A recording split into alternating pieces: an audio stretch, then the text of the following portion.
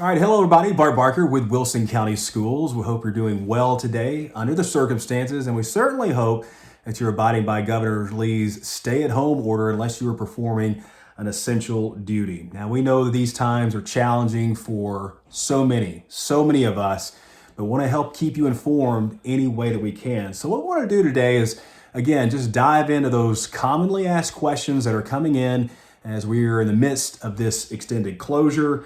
Let's just get right to it. From a distance, let's get Director of Schools, Dr. Donna Wright, on the line. Okay, Dr. Wright, welcome to the virtual interview room. Looks like maybe kitchen table for you today. Is that what we're going for? Yes, welcome to my kitchen. Well, maybe if we might stick around and have something to eat a little bit later on. We'll see. No, we can't do that either. So you'll just have to tell us what you're going to. No, it's and we are practicing social distancing. Last time we did this, we were in your office, but hey, we're trying to abide by the governor's added precautions. Stay at home if you're not performing essential duties. So that's where we are. Dr. Wright, let's just jump right into some of the frequently asked questions, a virtual FAQ, if you will, for sure. The big question we get is, why is it mandatory online learning by a teacher provided for my child with a set schedule of learning every day? But that's probably not only the most frequently asked question, but it's also one that's the most misunderstood as far as what does it mean and how would you even require something when you consider the circumstances that we really find ourselves in today.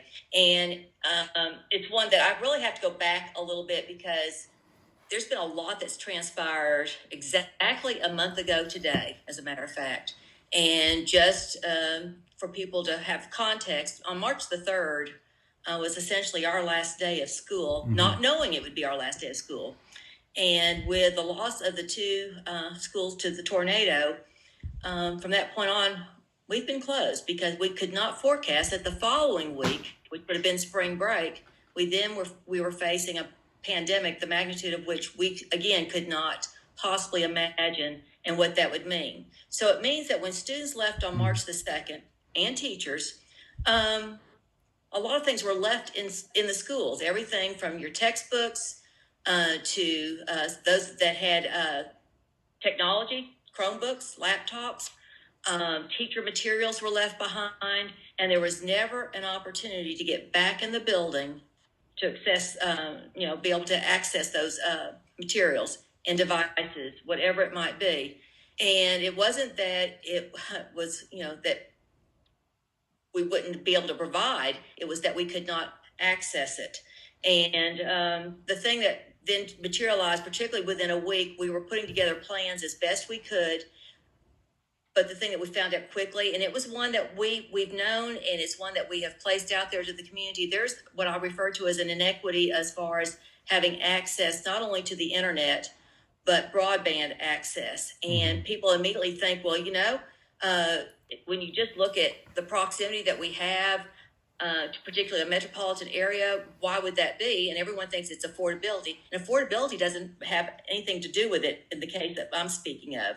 We have what I refer to as black holes, and not only affecting teachers, but also students, where that if they could have access, they would, but there is no service provider.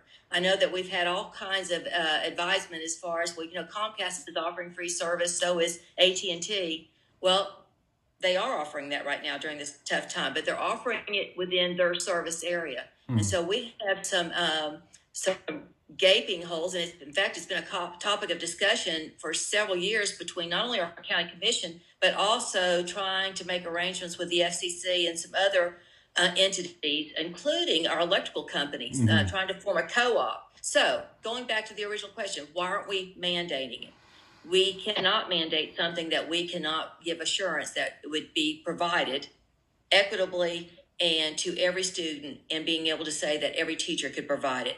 We are in a situation that it wasn't a matter of not being prepared. We never could have imagined not only the length of time that we've been out of school, but whether we would have even been able to provide, as far as online instruction across the board.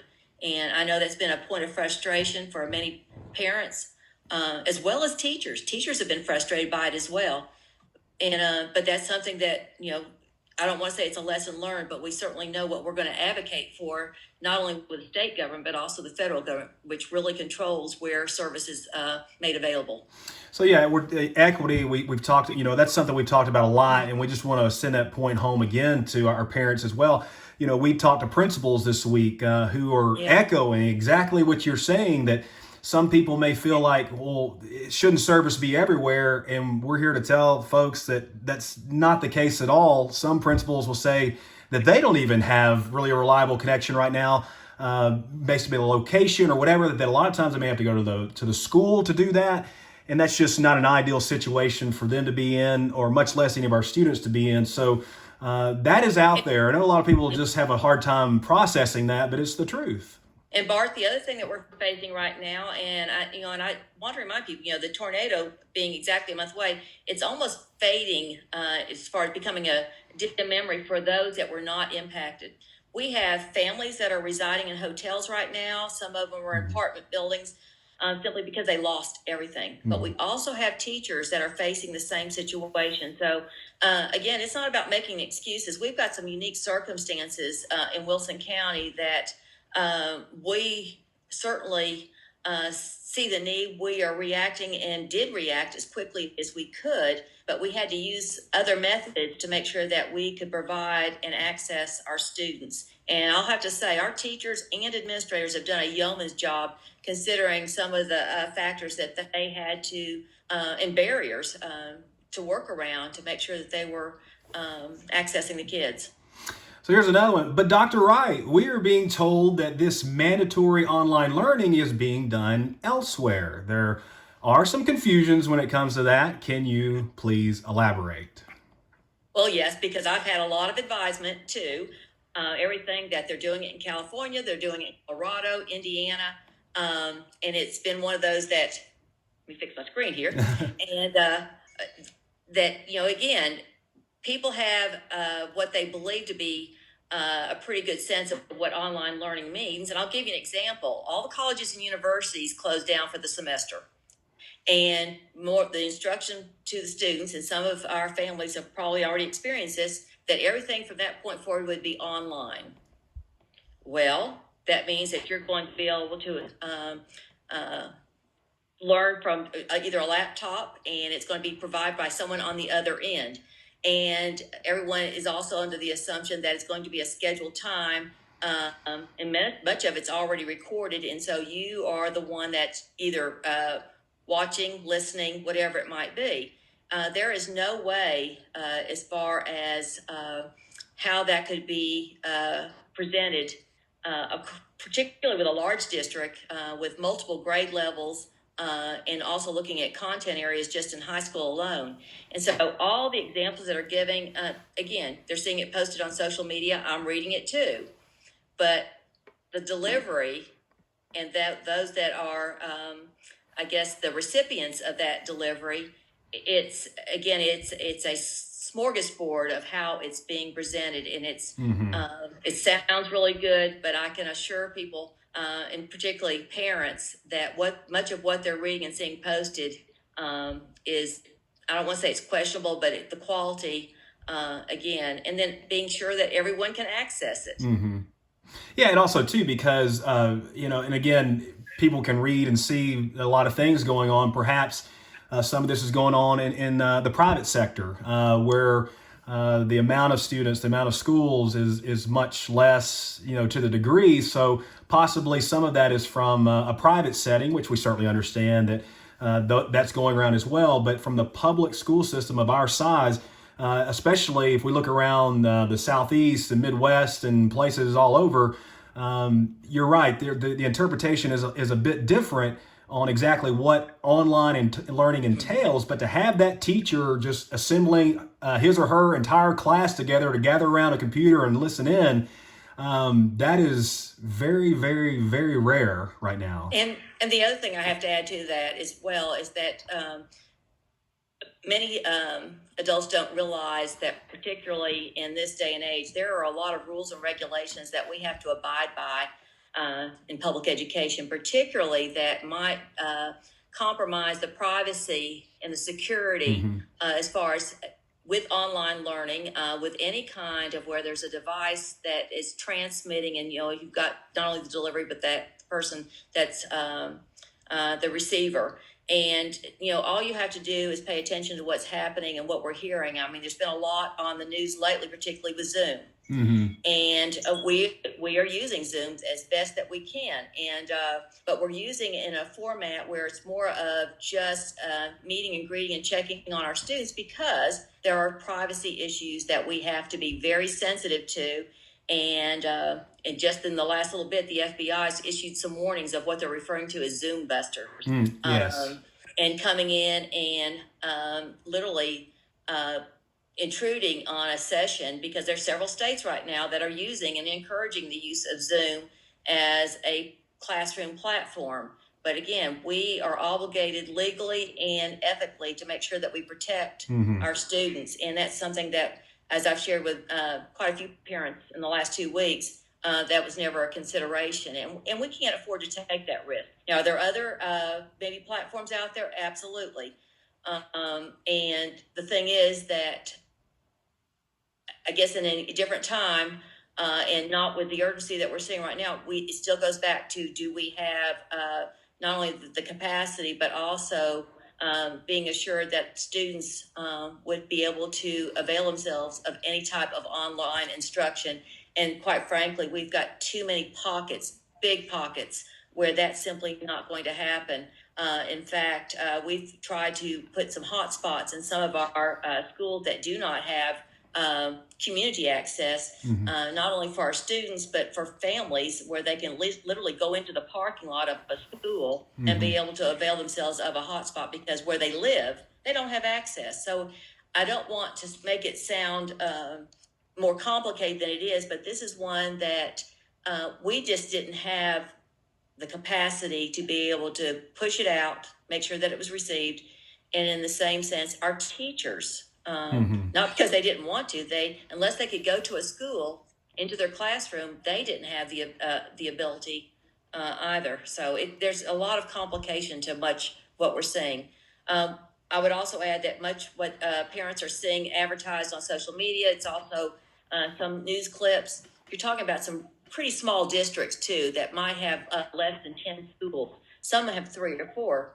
That's easy because you're talking about a small community as well. But when you start getting into large areas, particularly not only our size but larger, there's some real inequities as far as how you deliver instruction.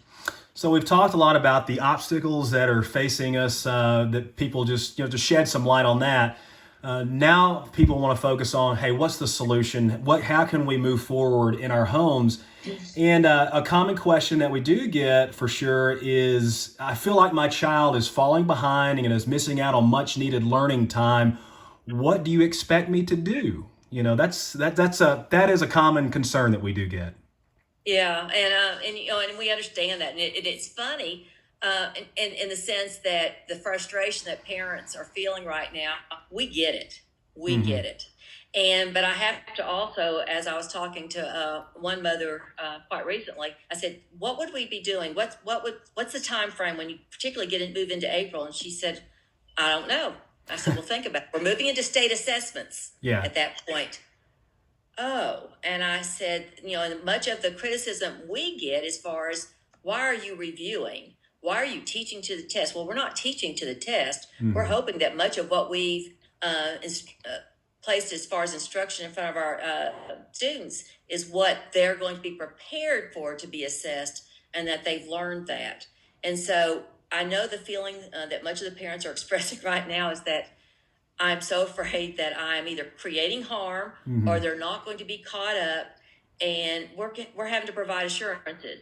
The other thing that's happening, Bart, is that we've put a lot of resources online on our website, and parents are overwhelmed by it. And so we even went so far as to make sure it was broken down by grade band, as well as content areas.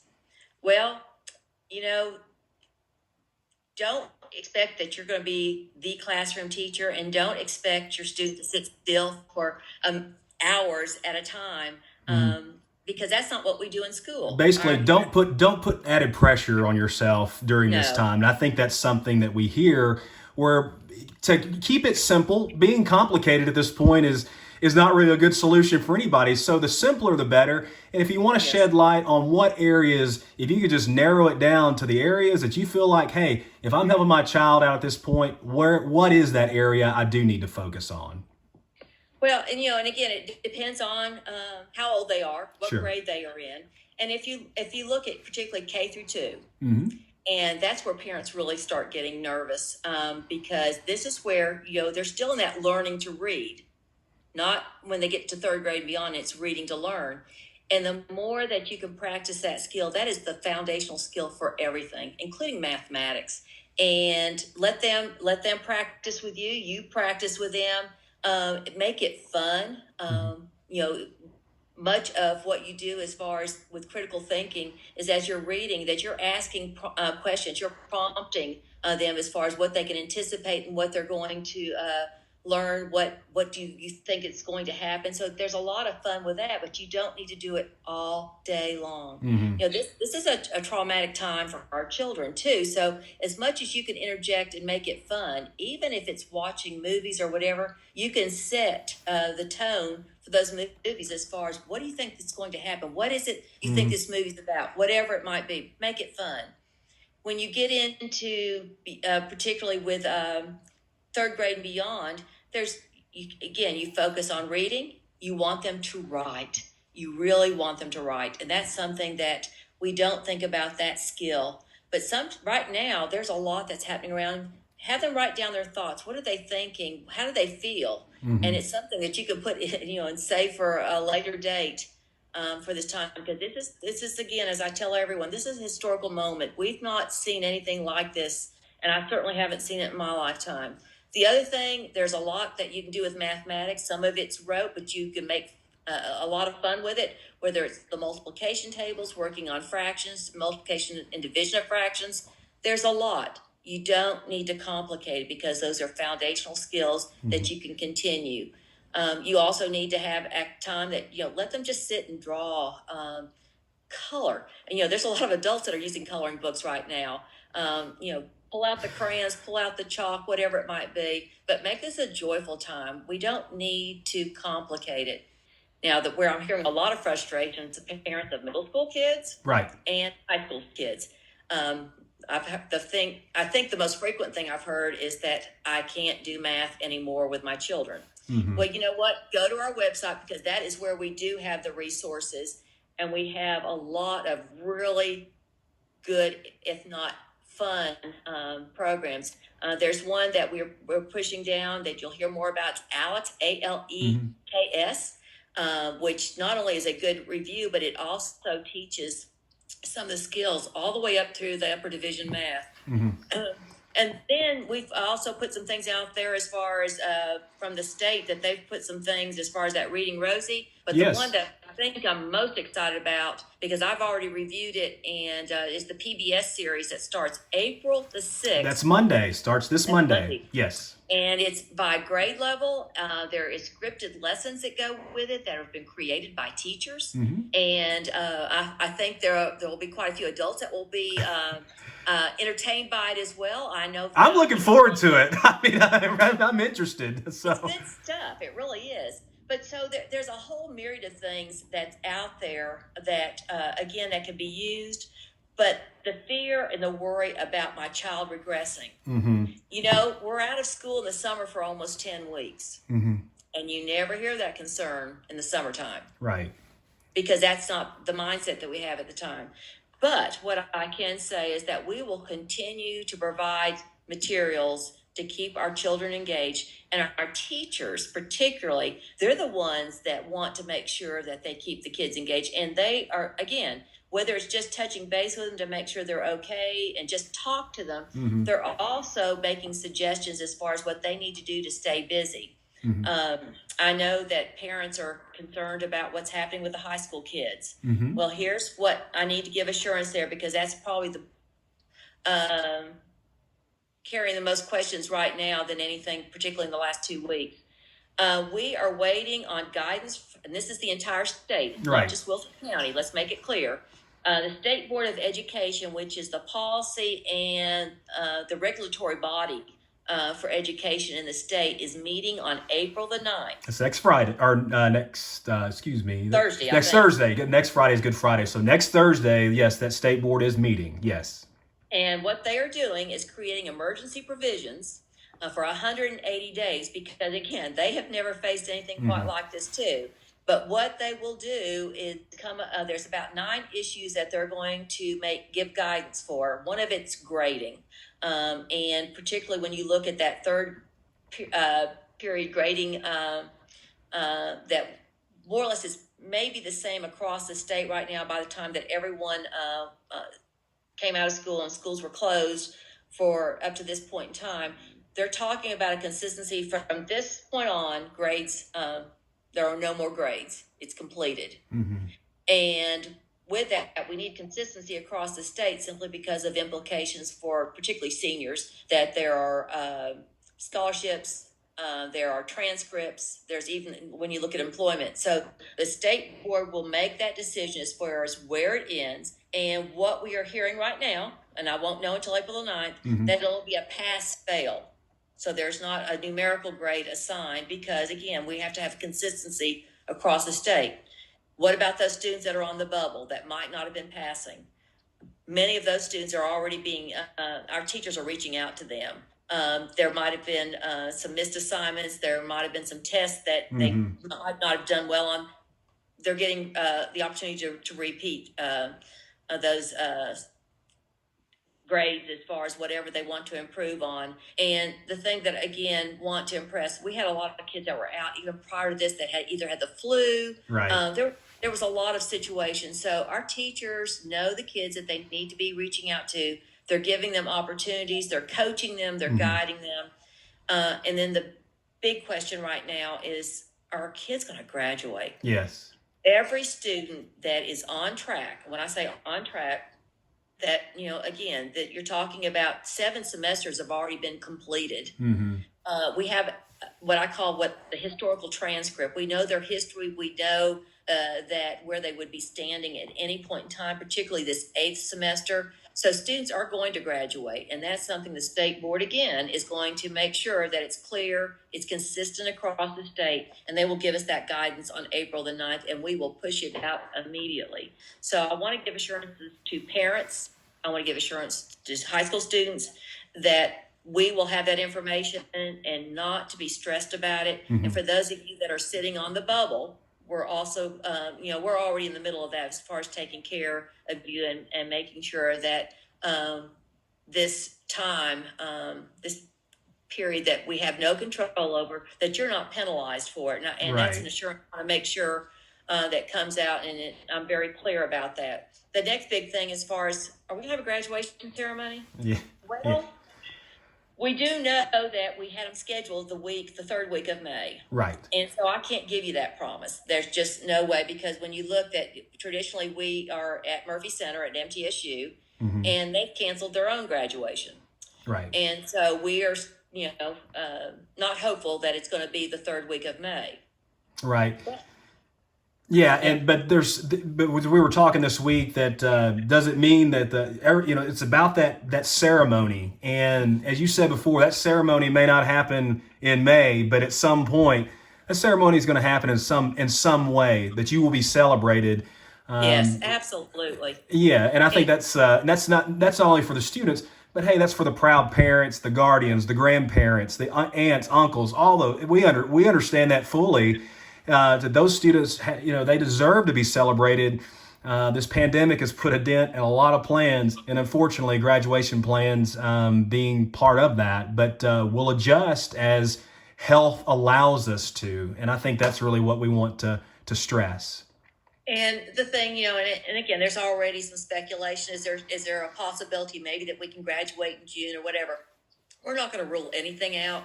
And, their principals will stay in touch with them as far as what could be planned possibly. But again, no one has a crystal ball right now. We don't know how long this is going to continue. We have no idea. And the same thing goes with prom. I probably have had well over 100 questions as far as what's going to happen to our prom. I've already bought a dress. Right.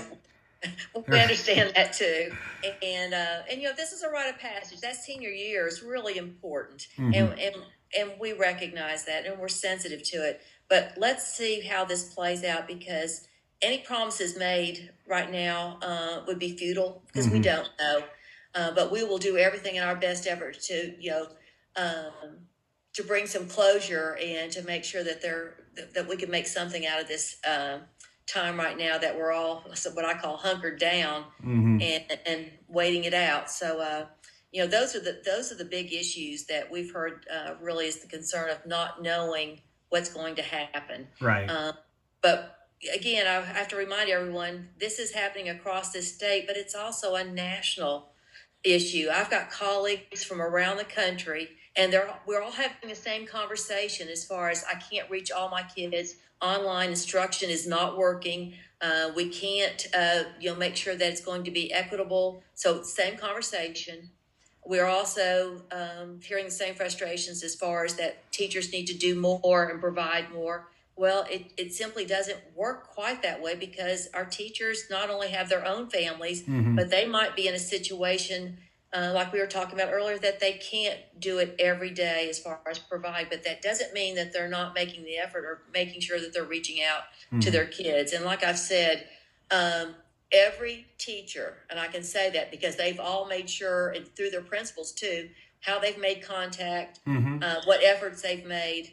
And the only thing that I have to add this is that, why are we not providing learning packets? Right. Well, ladies and gentlemen, the same thing that we are fearful for our family and for our children is exposure, particularly when we're looking at a virus that we don't see anything promising yet as far as not only the cure rate, but also how you're exposed. Well, the same thing goes for our teachers and their families. We're going to protect them. I'm going to protect them. And I was never going to put them in a position where they were going to go back into the building, make copies, because that's what those learning packets are. They're worksheets. And then to distribute them to the kids and their families as they would pull up. I just was not going to put them in that kind of position. And the thing is, that's a weekly endeavor to do so. But even in the districts that are doing that, they cannot, they're not, able and capable of making sure that every student in that, let's say that classroom, is going to receive a learning packet. They can't get to the school. They don't have the transportation, whatever it might be. So again, our teachers are reaching out to our students. Is it the best that it could be? No. I wish we could do better. But considering the circumstances that we're facing right now, and looking at some of the gaps that we have with not only being able to communicate and transmit electronically, we're doing pretty well. We talk to our teachers and principals, and when we're communication, look, they're on board. If you're a parent that has a question, feel free to reach out to your school's principal or your child's teacher, those sorts of things. I mean, there's no firewall that's stopping that. So feel free to do that. If you had that capability to do that, that is certainly welcomed as well.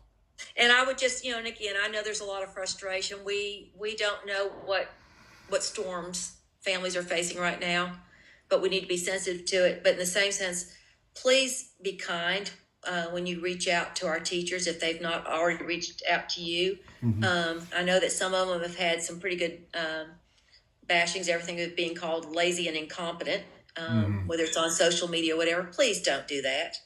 Right. Because our teachers do care. They care deeply. In fact, I've had some break down in tears because they just are so concerned about their children.